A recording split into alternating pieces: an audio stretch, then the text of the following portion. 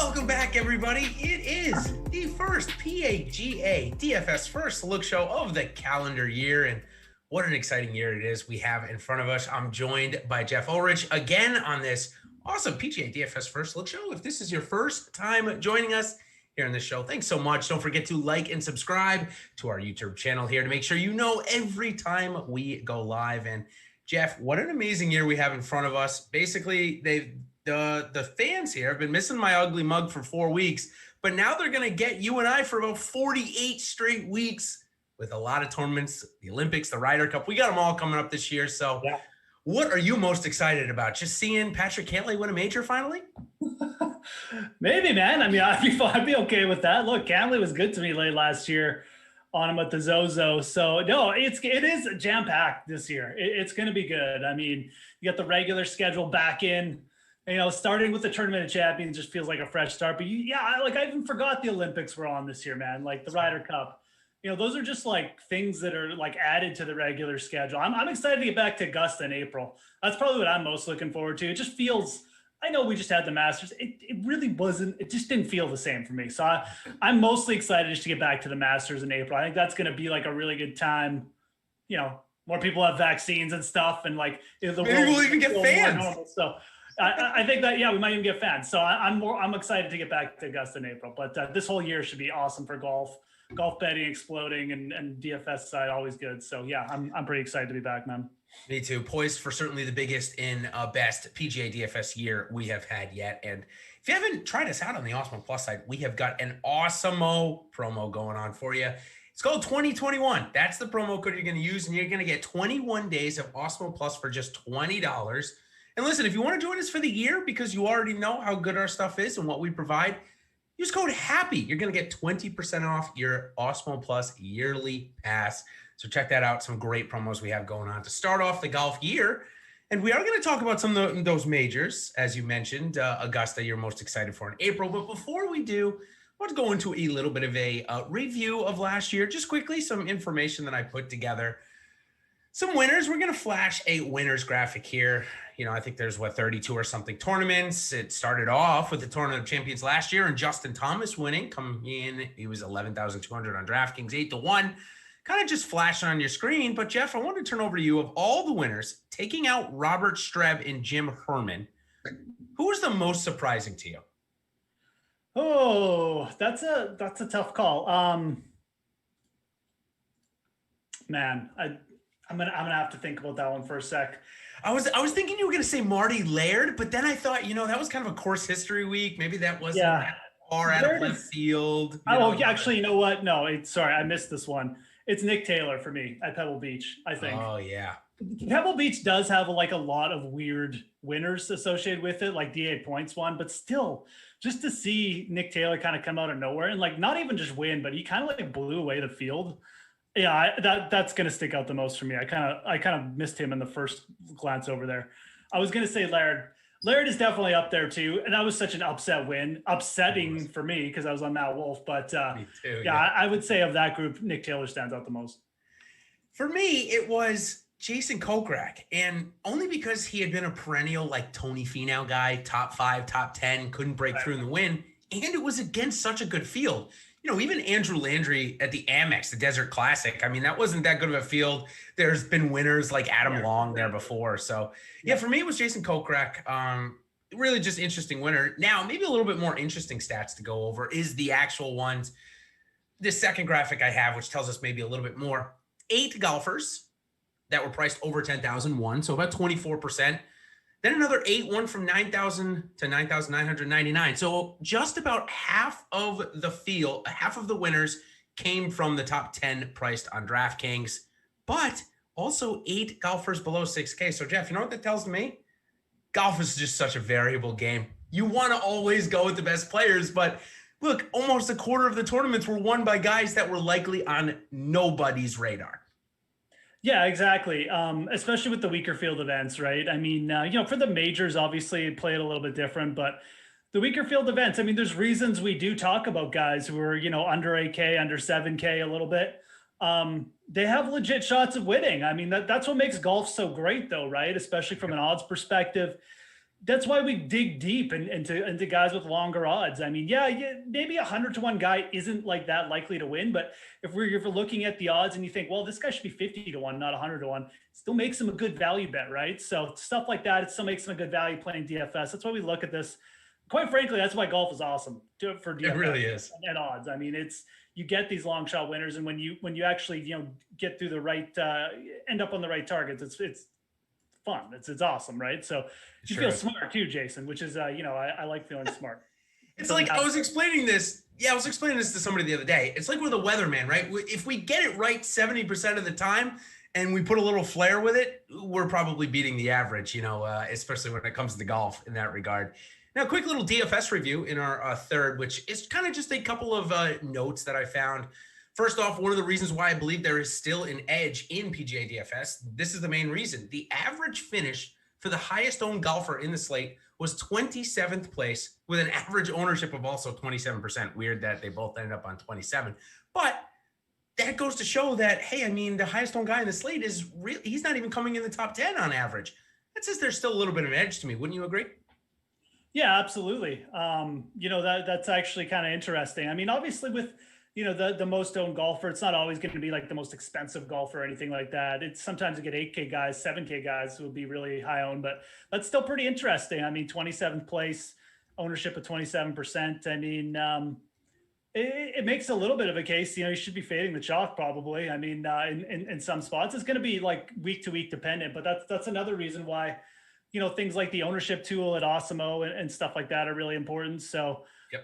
It's an interesting stat you got up there too. Like 5 times out of 31 events, the winner was the most owned. It's actually not a bad hit rate. No, actually pretty decent. Yeah, it is. So, I mean, it that gives a little bit, again, it's a good argument for like, sometimes it's good chalk, sometimes it's bad chalk. I mean, yep. And that's kind of what we're trying to decipher every week. Right. So yeah, interesting stats there. Average ownership for player in top 10, 9.7. So again, it's not always it's not always the most chalky plays. I would say golf of all the sports probably is the most, I don't want to say you should be fading the chalk every week, but it probably lends itself towards that strategy more than others.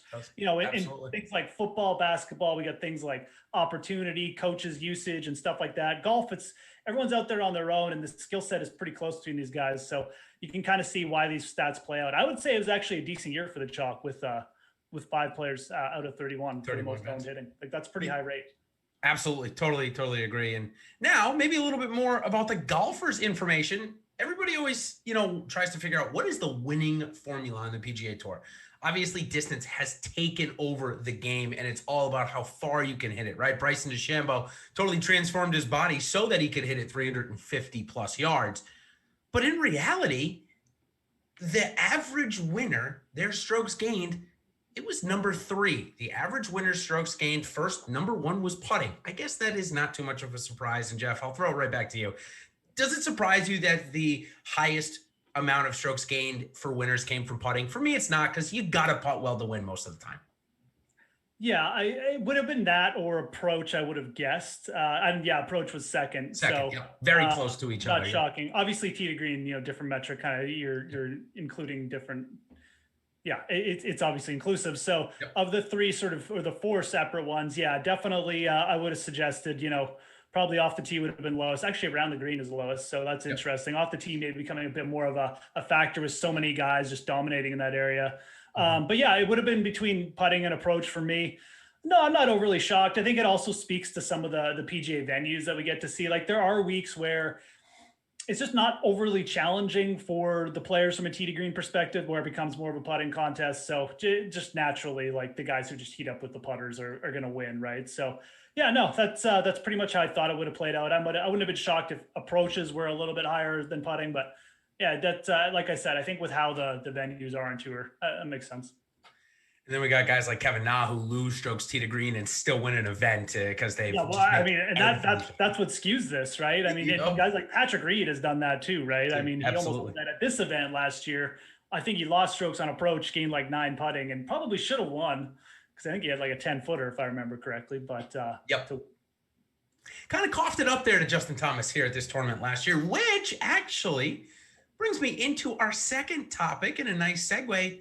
into the 2021 major preview. And listen, I know we've got a good event here this week, the Tournament of Champions. In fact, I got my swag on that you can kind of see depending on how I sit. It's a course and tournament near and dear to my heart. I went out there 3 years ago now, and it was great. But before we get into all that fun and talk about how we can win 200K this week, we're going to go over our major preview. Since odds are out for all 4 majors, there are some opportunities to get some good value even now. Also, be sure to check out Odds Shopper. This is where you're going to be able to find this stuff once the golf season gets going. You'll be able to compare the odds right on one screen from all of the sports books that offer it. So be sure to check that out, of course. So we're going to start off with the first one at Augusta. And my prediction for last year is the same one for this year. It's Justin Thomas. I really think he is poised to win at Augusta. His starts continued to get better, capped off with the top 5 this year. I think we're also going to see the course play more normal come April this year. We're not going to get a 20 under winner in Dustin Johnson. We're going to get a fast golf course. We're going to get a typical event, which is going to push, I would think, guys like Sung J M and Abraham Answer, Dylan Fratelli, maybe down the list a little bit. Going for that, going for a little bit more of a guy that's been there a couple of times and seen this event. So Justin Thomas is my guy.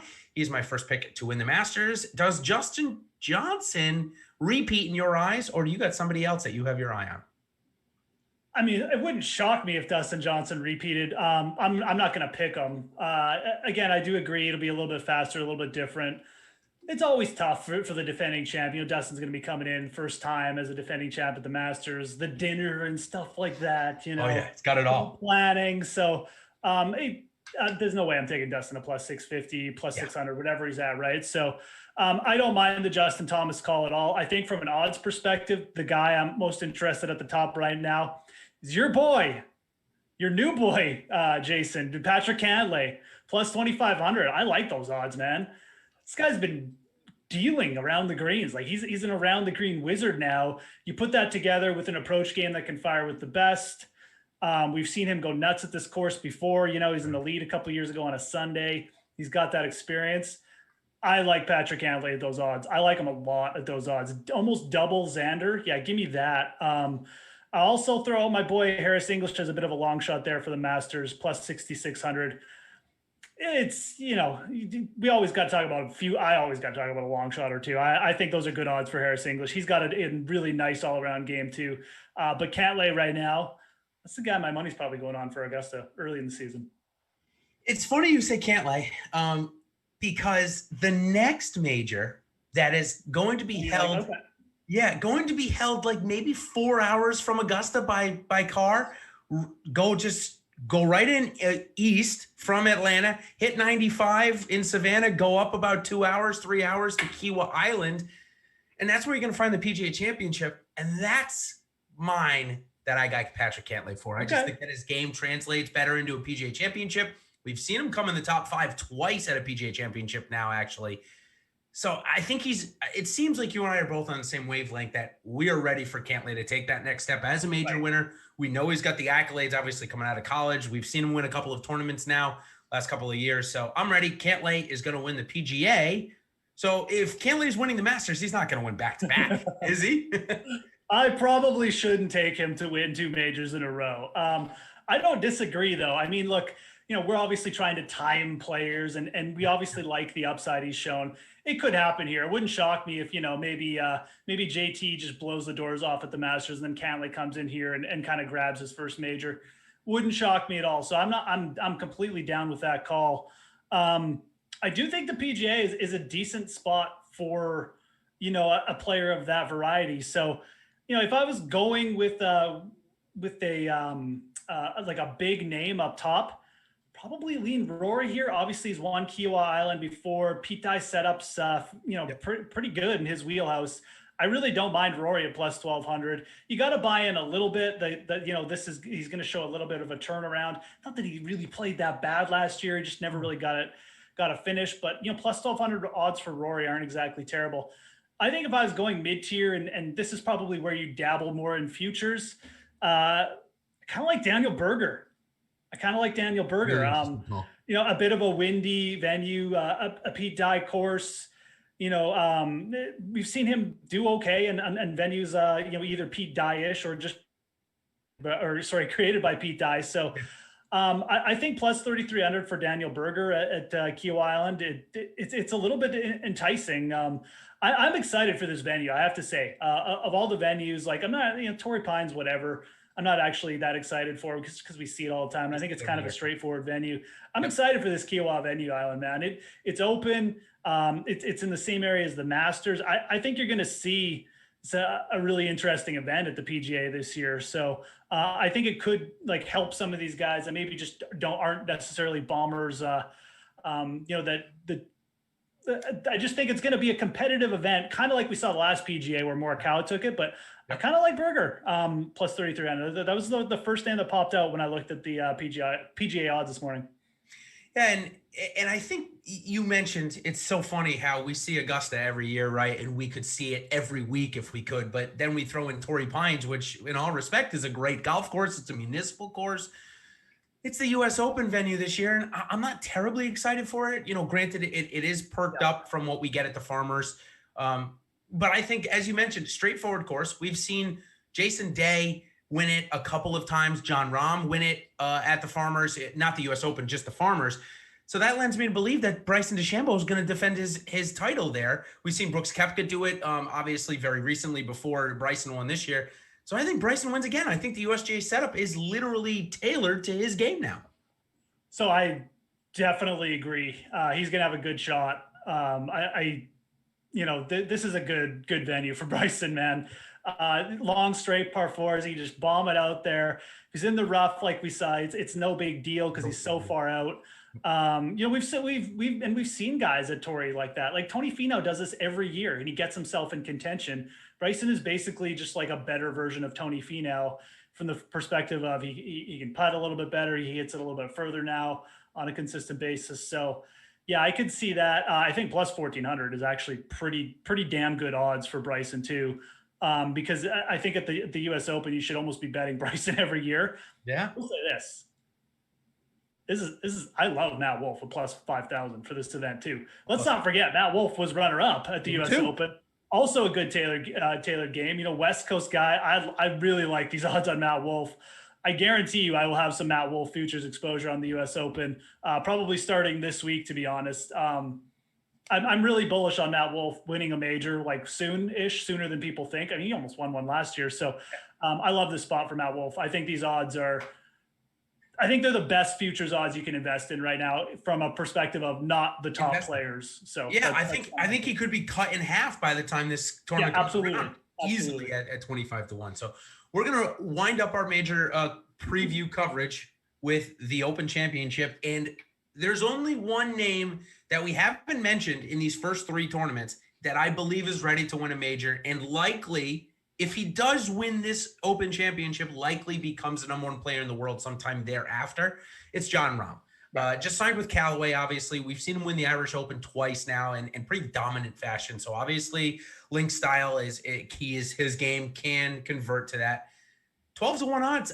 It's the same odds as Bryson for the U.S. Open. I actually don't think it's that bad. I think if he comes in hot, they'll end up being 7 or 8 to 1 as the odds favorite. So Jon Rahm wins the Open Championship for me this year. I think he's ready to take that step, and I think it's a good venue for him. I mean, there's no disagreement for me. Jon Rahm, as a player, a couple of years ago, you asked me about Jon Rahm, it would have been like, he's not getting good enough value at the majors. He's not ready. I don't subscribe to that argument anymore. I think you've seen a bit more maturity from him, handling some of these tougher venues like Memorial so well. Challenging and beating Dustin Johnson in a big event last year. Like, I think that's huge. Yeah, Jon Rahm's winning a major soon. Like, there's just no doubt in my mind. This would be a good spot. He could easily win the U.S. Open too. It's kind of like the Cantlay thing. I mean, if Rahm won here or the U.S. Open or the Open Championship, neither would shock me. I like those odds too. Like, I'd rather take him than Rory or Brooks here for sure at these odds. I think this is a better spot for Rahm. So, I honestly don't really. The Open is it can be such a crazy event that often I don't get as many futures down on here. If I was going to go down to a long shot, I'd be looking at guys like 80 to 1 or something like that. Like, I might take a look at like an Alex Noren or like Abraham Answer, he's probably down at like 40 to 1. Yeah, well, he's 80 to 1. 80 to 1, okay. Something like that, right? So that's kind of how I view the Open. I don't mind dabbling in some longer shots there, just because it can be such a wild event. And look, I mean, Lowry won this at plus 70 to 1 last time we had an Open. So like these guys are in play. Like a Bernd Wiesberger at 125 to 1, I think is actually kind of interesting. Guys like that. So yeah, I'm pretty much with you on Rahm. That was the name I was going to bring up too. From the mid tier, Tyrrell Hatton, good. I don't mind that. Plus 33 to 1. I think he's in the same kind of class as Berger. So if I like Berger at the PGA, I definitely don't mind a Tyrrell Hatton bet there. But otherwise, the Open is one. I might dabble in a few long shots, and then maybe just pound Rahm. We'll see how everything's going by the time we get there. But those odds could be diced up too. You might 1,400 to 1, like I said, or sorry, plus 1,400. Not terrible right now. No, and our chat brings up a name that would be, if he were to win one, would be the first person from Japan to win a major, and it's Hideki Matsuyama. And I asked my friend who follows golf, pretty recently, who would win a major first? I asked him last year before Bryson went through the transformation, who would win first, Bryson or Hideki? And I thought it was a good question. Both very similar in age, had similar games, not so much anymore, obviously. And Bryson obviously took away, but is Hideki? He's going to get his putting down before he wins a major, in my opinion. I don't think his ball striking is good enough to carry him in a major, bottom line. And I don't think he makes the putts when he needs to. Yeah. Maybe he gets it for 1 week and we get a major winner in Hideki because he's got the game for it. His short game is just not elite enough, in my opinion. Yeah. I mean, his short game definitely it was pretty good towards the end of last year. You're right, though, about the putting. I mean, the timely putting for Hideki, just the throwing in the 3 putts, and he's very, very consistent tee to green. But you're right, he doesn't like kind of peak enough to just get by, like kind of like Justin Thomas does, where he just kind of goes off the charts with how good his tee to green game is. And sometimes he'll lose strokes putting Justin Thomas and still win, right? Hideki just doesn't maybe have that final gear. So yeah. Hideki, I still feel like has a shot to kind of take that step and maybe just have that like little peak where he ends up getting some perfect timing down and ending up with a major at some point. But it is kind of looking like he's going to be one of those players who just kind of is very, very consistent. Maybe he grabs a major later in his career or something like that, and maybe does have one of those peaks. But I'm not penciling him in right now for a major this year. If he starts off really well here, maybe wins this week or something, I'll definitely change my tune pretty quickly. But for right now, yeah, I would say he's just below those guys. Most of the guys we've mentioned. I would take Cantlay over Berger or him to grab a major right now before him, because I just think that all around, they're just better all around players when you bring in all facets of the game, and they're more likely to spike for a week at a major than Hideki right now. So, yep. I pretty much agree with everything. And it's a great segue into this week talking about Hideki, because he's actually 3 for 3 here and coming inside the top 10. He's got a good record there. Yeah, he does. And he's got some pretty good odds. So obviously I just mentioned at the top of this about Odd Shopper, but I'll tell you a little bit more about it in case you don't know. Listen, don't make a bet without shopping for the best odds first. That's pretty obvious, right? Well, betting lines change by the minute and can vary greatly depending on which book you are using. That's why it's important to use Awesemo's Odd Shopper to find the best line available on the game, or golfer in this matter, you are betting on, and give you the edge that you need to beat the house. Head on over to oddsshopper.awesemo.com, where we compile the best bets available for every golfer or game, updated in real time. Sign up for free to track your bets and receive alerts when the lines move. So check that out. Awesome tool. Now, let's go on to the Tournament of Champions, which Sentry has become the title sponsor now for a couple of years, and I think they're signed on through 2026. They've got some cool things that they do at the event, nothing that we will see here, unless, of course, you're going. They've got some cool little areas and lounges that they set up. But it's been held in Maui now for quite some time. Really a great thing for players to go and start their year off of. Now, when I went to the event, all the players stay at the Sheraton Four Seasons, which is like right near the course.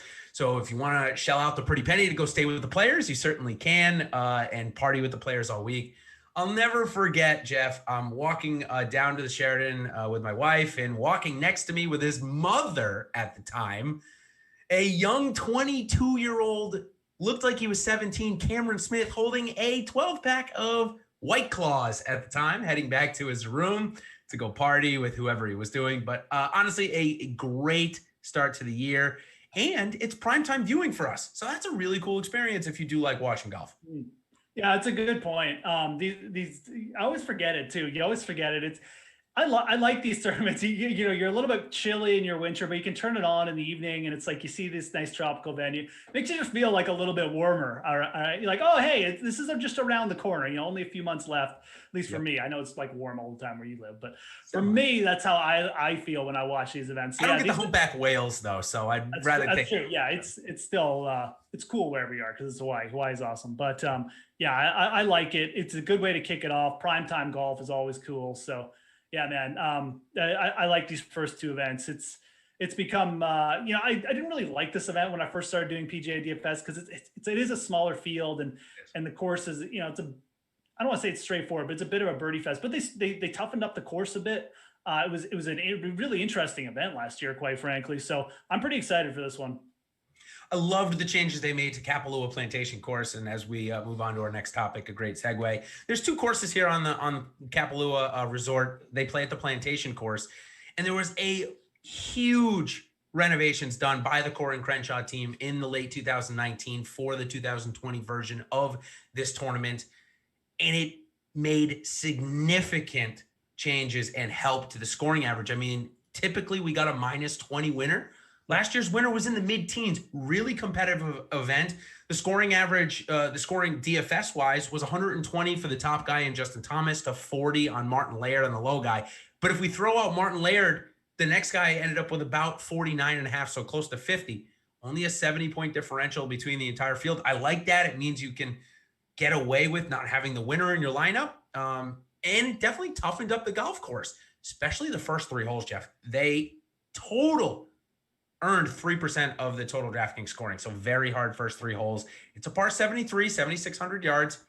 Fairways, easy to hit. Almost 76% of the fairways last year. A lot of 3-woods off the tee in non-par fives. But on the 18th hole in the par 5, we'll have the longest drives of the year. A almost 700-yard hole that is reachable into it, plays straight downhill. It's a really, really cool hole.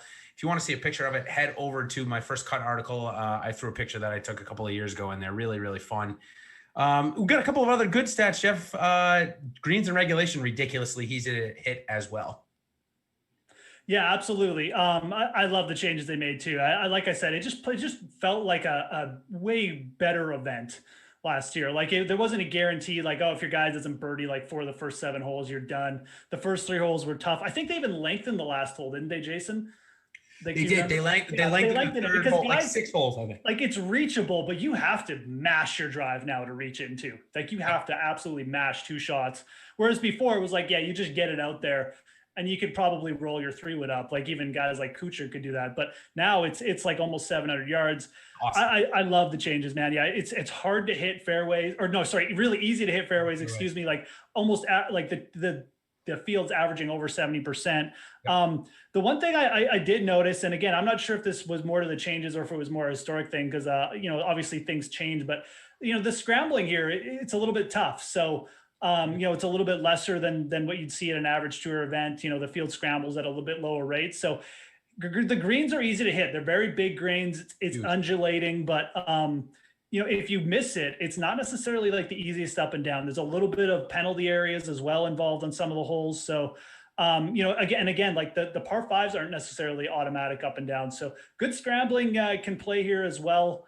You know, we saw that with guys like Reed, who just was great around the greens and putting. JT, you know, has become kind of an expert scrambler. So is Xander, actually, quite frankly. So, you know, we saw that last year, but you know, you still have to hit the greens as much as possible, because when you do miss it, it is kind of a tougher up and down in a lot of spots. Yeah, you gotta have the game around the green, if not, because that's certainly where this course can get you. Obviously, like we've mentioned a couple of times, the changes they made this year absolutely changed the scoring of this event. It made it a much more competitive event, in my opinion. Very hard to run away from the field because the par 5s, yes, the fifth hole, easiest on the course. I mean, I think I reached it in 2. However, there's a penalty hazard to the right, penalty hazard long, so there's trouble on it. 9th hole plays into the wind and it's uphill. And then you go into the back nine, 15th, pretty easy hole, but then 18 is a 700 yarder. So it's these par fives are no walk in the park. And that's probably why we saw the scoring become so much better last year. So a couple of other notes, 93 bunkers, no actual water hazards. They call them ravines here, but they're really water hazards, but they don't label them as such. But there are plenty on the course. It is Bermuda grass throughout. If you're into the grass type, it's Tiff Eagle Bermuda on the greens and Champion Bermuda pretty much everywhere else. Just a point. I know some people like that. Some people don't. I'm not too much of a fan of looking into that stuff, but I think that pretty much covers everything I wanted to on the golf course. Like I said, the first 3 holes, they yielded only like 20 birdies total last year. So if you can get off to a fast start, definitely picking up strokes. But do you think, before we move on, you think that driving distance ends up playing more into the effect? Or do you think that the par fives, the way they set up, kind of negate any distance factor? How are you viewing that this week before we get into the players? Yeah, I mean, the last few, I mean, even before the changes, like guys were gaining strokes off the tee, the winners here specifically, but I don't know how much of it was necessarily just pure distance. You do look at the guys who've kind of in contention last year, Xander, JT, DJ's in it every year, basically. Yeah. Yeah, exactly. Those guys are in it every year. I do think distance is maybe like, I mean, distance is always a good thing, right? Like, Correct. Especially when you're obviously hitting fairways. So I don't know. I haven't really decided about how to weight it. I think with the changes, just looking and trying to remember back from last year and stuff, what we saw. I mean, I would assume that the change is probably going to make distance a little bit bigger of a factor over time. I know guys like Steve Stricker won this in the past, shorter hitters, like Reed's not really a big hitter either. Right. So, it's an open venue with wind. I don't necessarily think you have to have huge distance, but all things considered, like, yeah, it is something that I think now with the changes more so you'll probably see play out a little bit more over time with guys, with the bigger distance off the tee probably dominate a little bit more. Yeah, and what I can tell you, a lot of people have asked, is there any wind projected? Because this course is protected. It's right on the coast, obviously, so it is protected by wind, but it doesn't look like it's early. Of course, weather can change on a dime, but it's early. It looks like mild all days. It looks like, honestly, it looks like absolutely perfect conditions, 75, sunny every single day, no rain expected, little wind. So it'll be great scoring conditions in that regard.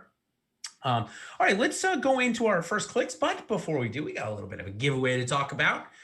This is on the NBA season. Let me tell you, NBA has been a little crazy this year. So all the information with all the blowouts and stuff. So all the information we can get is what we want. So check out the pinned tweet on Awesemo_com, our Twitter handle, of course, to enter our NBA giveaway to win a year's worth of Awesemo Plus NBA. Just follow the instructions on the tweet and predict whether or not we've got 2 stars going on tonight. It looks like Steph Curry and Darren Fox.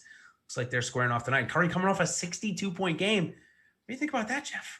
Do you think he's going to do it again? I mean, it looks like it could be that kind of season for Steph, right? I mean, just kind of, making his way, rampaging through the NBA after everyone was kind of making fun of the Warriors after in the off season. So yeah, I mean, I kind of buy into it, man. I mean, Steph is a really good player, obviously. So yeah, I could see it. I like I said, I think it's going to be an all year story in the NBA with Steph. So yeah. So if you're trying to go against the grain, you can pick Darren Fox, and then maybe you'll be one of those one random winner to win that year's worth of Awesemo Plus NBA. So go ahead and check that out, of course, on our Twitter handle. So now let's talk about our first clicks for the tournament. Had put this out on Twitter this morning, wondering what people thought were some great values. The name that came up the most was Bryson at 12-1, Jeff. I was kind of surprised about that. And number 2, which this one I agree with. I know he's only played here once in the last couple of years, but at 50-1 in a 42-man event, Adam Scott, ? I don't mind it. Yeah, it's pretty big odds for Adam Scott. I know he kind of popped up. I'm like, I know he hasn't played much, but this is big odds, man. I mean, this is a dude who's obviously played in this event before. Just from a form perspective, I mean, it can be hard to get a gauge on Scott just because of the lack of play, obviously. But it's not like we were seeing bad golf from Adam Scott, right? He's got the kind of all around game you like. Pretty consistent putting to end the year. His short is around the green game. It's fine. I would put nobody off Adam Scott at that price. If I had to pick one guy to win, I'm not going to pick Adam Scott, but like 55-1, he's double the odds of Berger and Harris English. Like, I like those guys, but this is Adam Scott we're talking about, man. Like, I don't know if he should ever be double the odds of those guys. So yeah, man, I think from a long shot perspective, that is 100% one of my favorite bets there. Another name that I clicked as it was another good performance for him last year. One of only 3 or 4 guys that scored over 100 points. He's coming in at 18-1, which is almost double what Xander Schauffele is coming in at. And I have these guys who were President's Cup teammates and playing mates. Patrick Cantlay, I think their games are very comparable, and seeing Schauffele at almost, half the price, I'll click Cantlay there every single time. I think they're much more comparable than what the odds are giving them. And then the next one is the hottest golfer on the planet is Viktor Hovland at 20-1. I know it's his first time coming out here, but this guy is on fire right now. He went over to Dubai the week after winning on the PGA Tour, came in 3rd. So obviously this guy's got it going on. So Viktor Hovland 20-1, Cantlay 18-1. Those would be my first 2 clicks. DeChambeau at 1150-1, and it doesn't excite me too much. I don't know how much his strength or his distance will help him here at Kapalua. I think it'll be a bit mitigated. So Cantlay, Hovland are my first 2 clicks, along with Adam Scott on a top 10. I think that number on Adam Scott top 10 is a really good value. Yeah, what was the number on his top 10? 3-1. 3-1. Yeah, no, I really like that. I mean, look, like I said, Adam Scott stuck out to me. So I might have to take a piece of that now that we've talked about it. It just kind of makes too much sense at that price. I mean, there's some guys, like I said, under him that I like too, but man, that is a big price. So I'm 100% with you on Cantlay here. Double the odds of Schauffele. Look, Cantlay was T4 here last year. He didn't even play that good. He wasn't even playing good at the time. He gained 6 strokes on his approaches. The only reason he wasn't in there is because he had some wonky drives towards the end, if I'm remembering correctly. Yeah, I think he might have put himself out of bounds or something on a hole. So, like, he played fine here. This setup is good for Patrick Cantlay. We just saw him win like another kind of low scoring limited field event. He's coming in with confidence in his putter around the green. And here's an interesting stat for people too, for winners of this event. Each of the past 5 winners have won either a playoff event or a fall series event. So they've all won in September, October, November, or December of the previous year. Cantlay just won in October, we know, a fall series event. So he definitely falls in that category. He's played here before. He's T4 here on his debut. And there's no reason he should be double of Schauffele. I'm definitely taking him as my main outright pick in that category. I'm going to take Sungjae M here too at 40-1. I think M is of the category where he should probably be lower odds than Adam Scott right now. I don't think he should be higher odds than Berger and English, though. I think he should be closer to Hovland than those guys. So I know it's his first time playing the course, and experience has been a bit of a factor here, but let's not weight it too much here. This is a dude who just finished T2 at his debut at Augusta. These are big odds for Sungjae M. You're not going to see these kind of odds on Sungjae M most events this year, if ever again. So I will be down with Sungjae at 40-1 too. Yeah. I was just looking for Matt Wolff, but I guess actually he didn't qualify. He didn't win, and he didn't make the Tour Championship. I know. I can't. I have to remind myself 3 times that Matt Wolff isn't in this tournament. It is kind of weird because he had such a good year, but I guess he didn't make it. I mean, right. I guess the second place at the U.S. Open, which is most standout, doesn't count for the Tour Championship. So I just searched for his name and it keeps getting the click, hey, we can't find what you're looking for. So I thought that was interesting. I think that pretty much covers the first part. My premonition, I'm not calling it anything else other than that. My premonition after Viktor Hovland won Mayakoba was, there's no way that Tony Finau doesn't win the Tournament of Champions. It's too ironic for a guy that never wins after a guy that just won the Puerto Rico Open for Tony Finau not to win. So it's 22-1, not really betting it, but a good segue into DraftKings at 8,900. I actually think it's a really good spot to start your lineup off with. And I know I might be skipping our 6th topic here of top values, but we did cover some. And if we see any others, we'll mention. Well, let's just go right into it because I brought up Tony Finau in 8,900. His one time here, he came in 7th. Doesn't this seem like the course for Tony Finau? It certainly doesn't seem terrible or anything. He's got wide open fairways. Obviously is going to be able to pound it out there. If he just doesn't throw it out of bounds in a couple spots, I mean, he's going to be have himself a pretty big advantage over the field. He's improved his short game a little bit as well. With him, it's just, can he sink enough putts to keep up with these guys like Xander and JT? So I don't mind it. I certainly don't mind it from a DFS perspective. I'm not going to bet Tony Finau plus 2,000. Probably never going to bet him at that price again, although I say that, and I probably always do. I'm sure I will at once this year. I'm not going to do it this week, though. But, it's fine. I mean, it could be the spot. I like him in DFS, though. 8,900, yeah, absolutely. I mean, you could pair him and Hideki, and you're off to the races. You can call it a day. You start a party there. But, Finau is what he is. I mean, I will say this, because you brought it up. It will be funny if someone like Finau wins or Abraham Answer wins the Tournament of Champions, especially Answer, because he hasn't even won a PGA event before. At least Finau's got to win. Yeah. Answer winning the Tournament of Champions as his first PGA Tour event would be hilarious. Awesome. I don't think he's going to win, but it would just be fun. I just wanted to mention that. But yeah, Tony Finau, 8,900. He's definitely up there. Between him and Hideki, who would you take? I think for DFS, I don't really know. I don't have a hot take. I probably lean Hideki because of the course history, but I don't know if that's necessarily the correct take. I think those two guys are really, really close this week, and they're both, like I said, both great anchors. Totally agree. Before we move on to my next statement, I wanted to mention that when they first put out the salaries, they had listed Dustin Johnson, Michael Thompson, Nick Taylor, and Brian Gay as out. That was only because their last tournament that they were printed to play in, they withdrew from. They are not actually out there in the field. Their O has been removed. Now they're all scheduled to be in the event. Just want to make that clear to people. I know, listen, it's gotten confusing for some listeners, for some players. My dad got confused on it one week, but it is what it is. Anyways, just want to bring that up quickly. Now back to my point.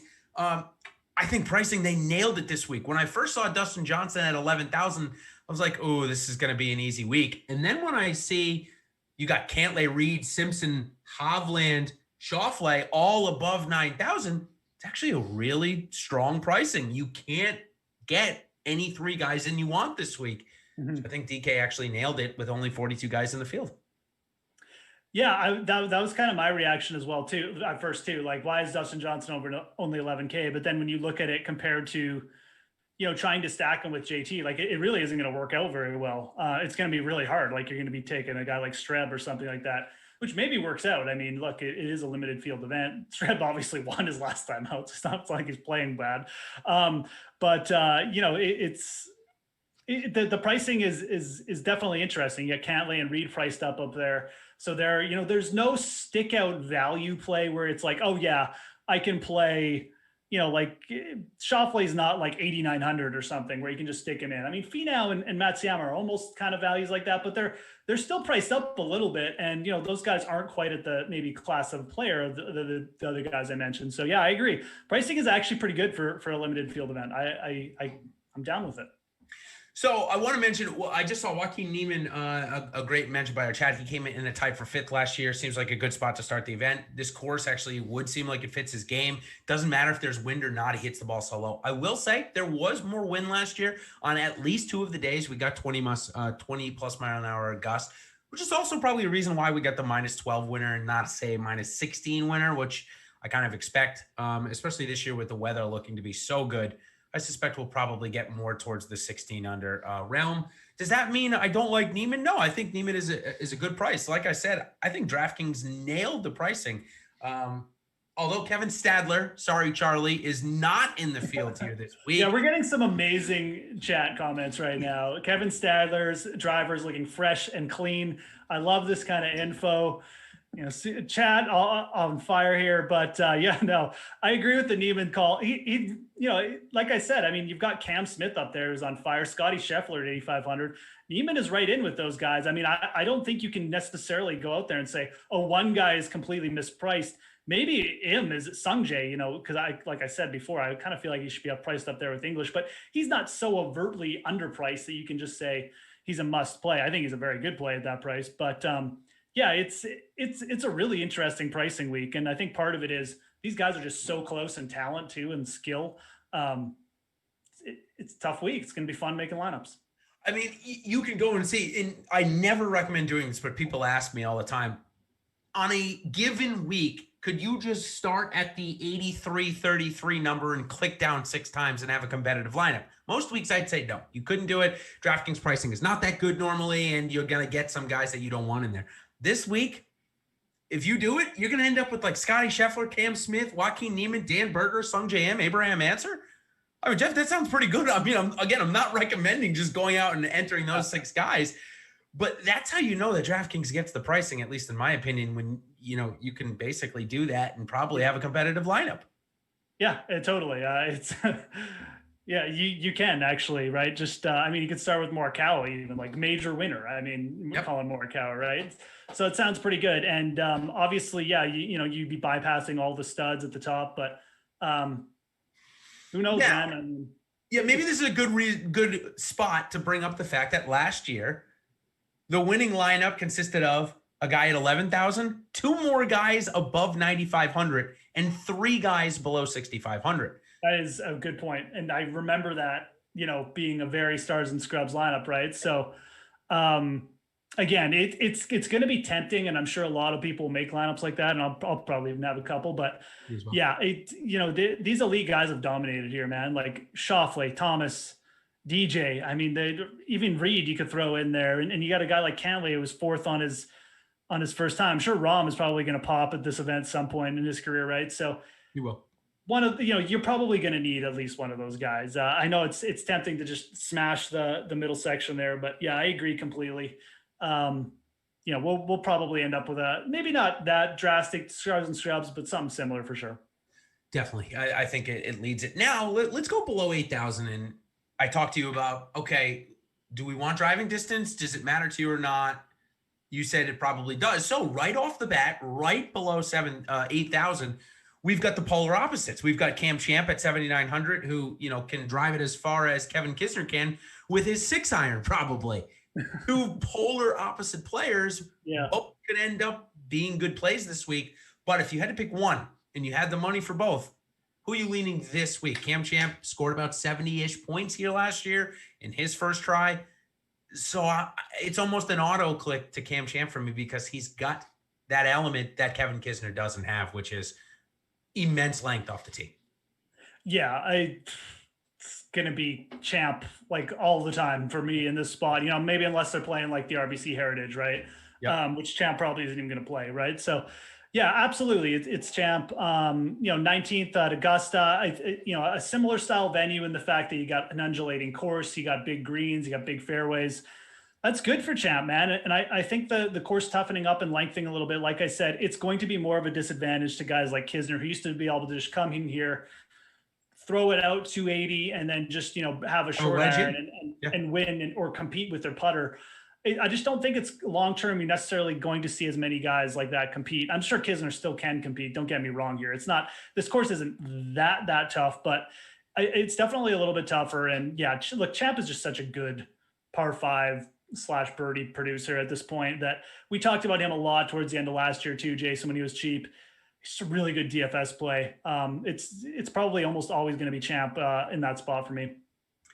I agree. It's going to be tough for me to come off of Cameron Champ at a no-cut event at a course. The only thing I would worry about Cam Champ here is his short game is still his Achilles heel. He hasn't quite cleaned that up to the level of guys like Cantlay. When he does, he's going to be up there, folks. Don't get me wrong, but that could hold him back a little bit. Although, like I said, he's got such good eagle and birdie potential that might not even matter.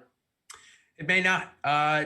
2 guys that pricing did not matter for last year as they were in the winning lineup, priced at 6,500 and 6,400 last year versus 7,500 and 6,900 this year. It's Sebastian Munoz and Lanto Griffin, 2 guys that we know can light up a scorecard.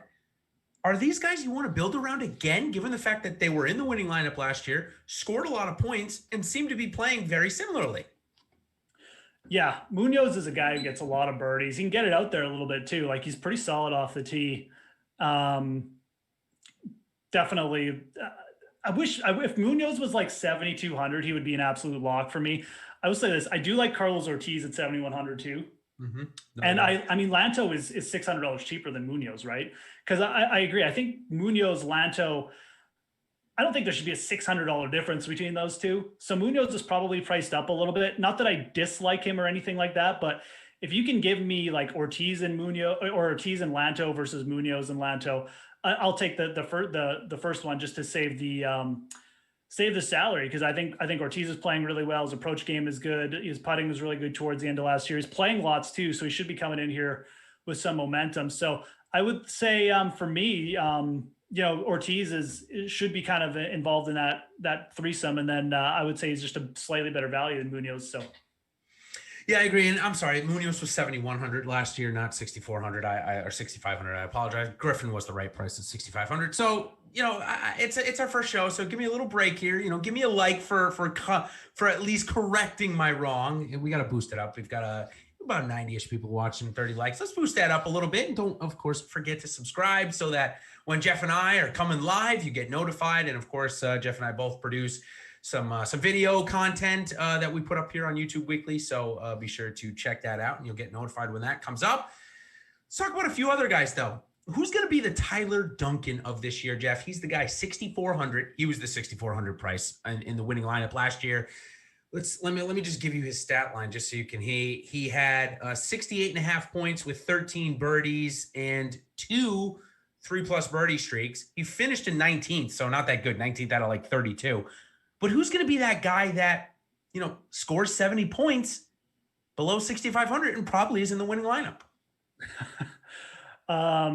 Let's see. So, yeah, the chat, I think someone threw Wierenski in the chat. Richie, yeah. Him and Strab are both interesting. I'm not gonna say either of those guys. I'm gonna say it's Nick Taylor.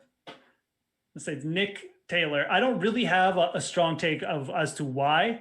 I do think that he's 29th at Augusta. He didn't play terribly at the RSM, even though he missed the cut.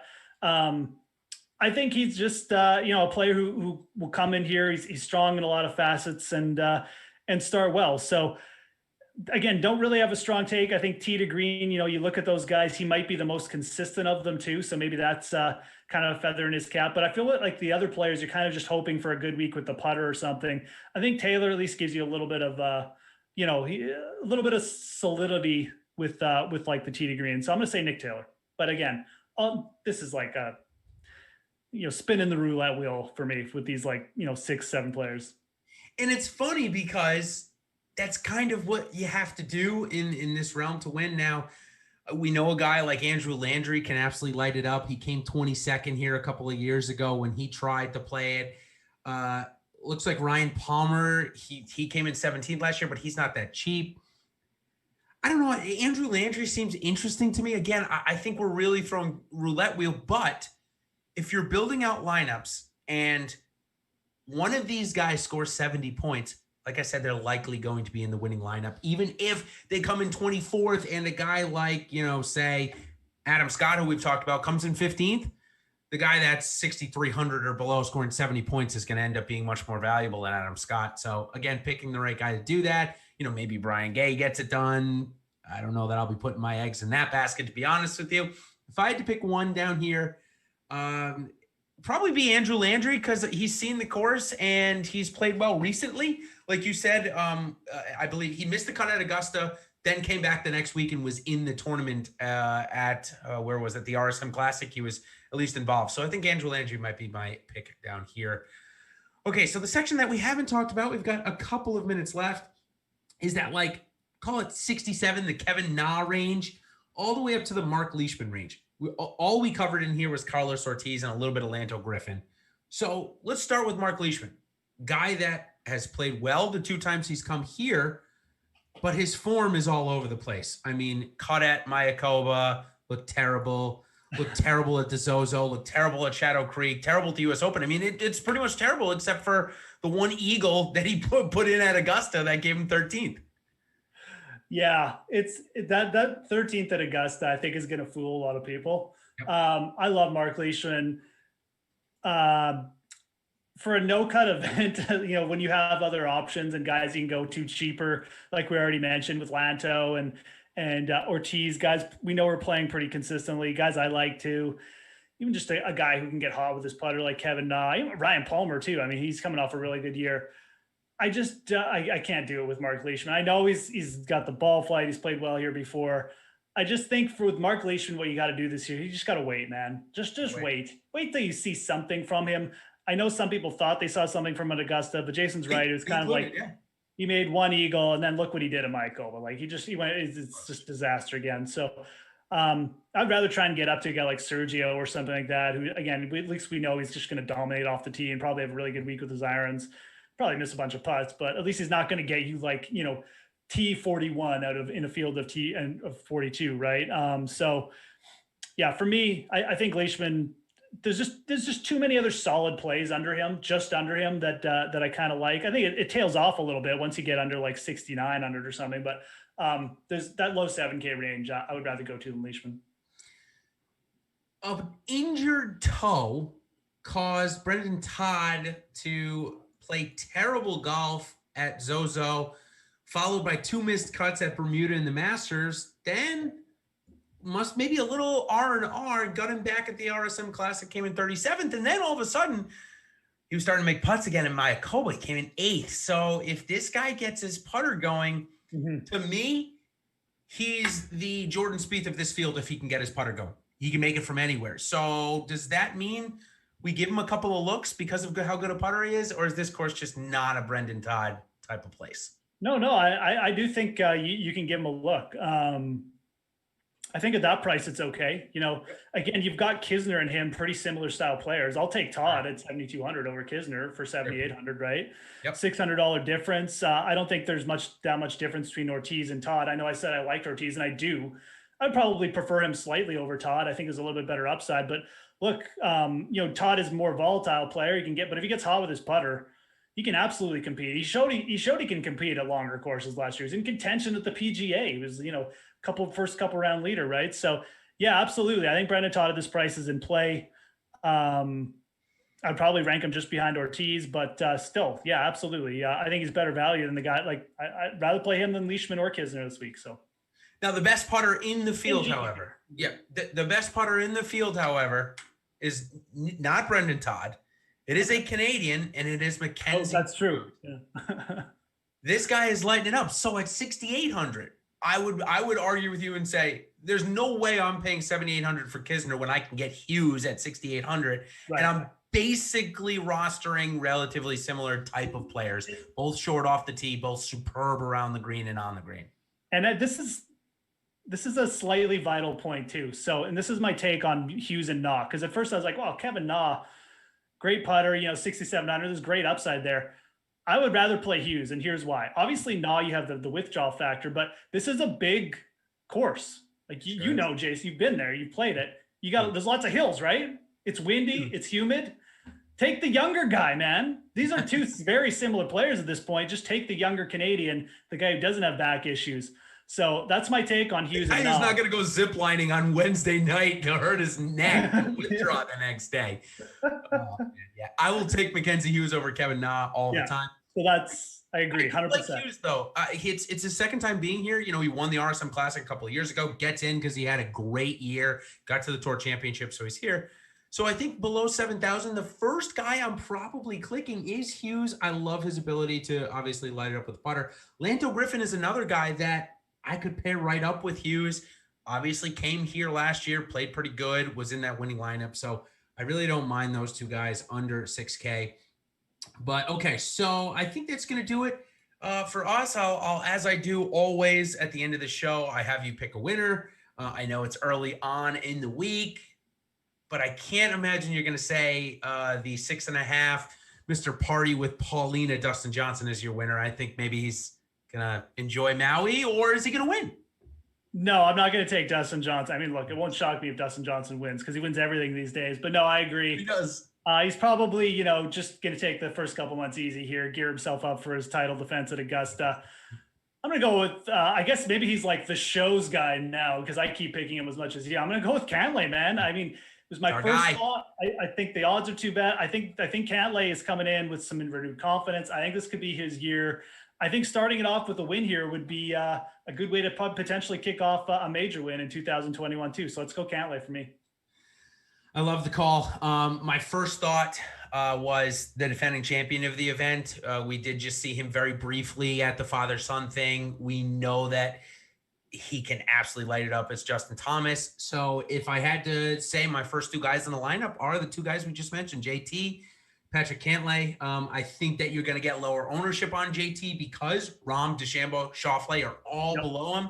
And I think similarly with Cantlay, you'll get mid ownership because you got Simpson, Hovland, Matsuyama, Fenow right below him. So Schauffele right above him. Right above, exactly. And, I mean, look, Schauffele's probably not a bad play, but not at all. These are just our two guys that we're going to be rolling with, and maybe Jeff might not even roll with JT in his lineups, but nonetheless, we've got a great week in front of us. Primetime coverage. It really is. Set aside some time on Thursday, Friday to check out the course and the coverage. It really is a nice time, no matter where you are. Even me in Florida, I really enjoy watching it, even though it's maybe not as hot. And then we're back. We get to go fly, take a little puddle jumper over to Oahu and the Sony Open at Wailea. That'll be a first full field event, 132 players. So, Jeff, until next week, why don't you just leave our fans today with the biggest upset of the NFL wildcard weekend? I know it's a little different for a golf show, but okay. While we're watching wildcard weekend, gearing up, who's going to be our big upset here? I know you're an NFL guy, too. Oh, no, I got one, too. Yes. The Bears, Jason. You're going to take down the Saints. Yes. My time, Mitch Trubisky time. Fits in perfectly with the Hawaii narrative. It really does. Let's get Drew Brees riding into the sunset. Be his last game possibly ever. Jordan Klein behind the glass. He liked that one. Yeah, you know he didn't. He shook his head. He's like, this idiot. End of show. Well, thanks everybody for joining again. Don't forget to like and subscribe on your way out to make sure we know you like this information. Of course, we'll be back for the Sony Open next week. Thanks everybody. And actually one last note before I let you go. We'll get the DFS strategy show coming up on Tuesday, tomorrow, normal time, 2:30, but a special this week. Ben, Raza, and I are going to do a true live before lock on Thursday. Once we get tee times, we'll let you guys know the time. It'll be right around 2 o'clock, leading you right up to the 3 p.m. Eastern Standard Time lock. That's my guess. I think it's going to be around 3 or 2. We'll keep you update. But one of our first ever true live before lock golf shows. So, Jeff, I'm excited about that. But until next week, everybody, thanks for joining, and we will see you on the other side. Cheers.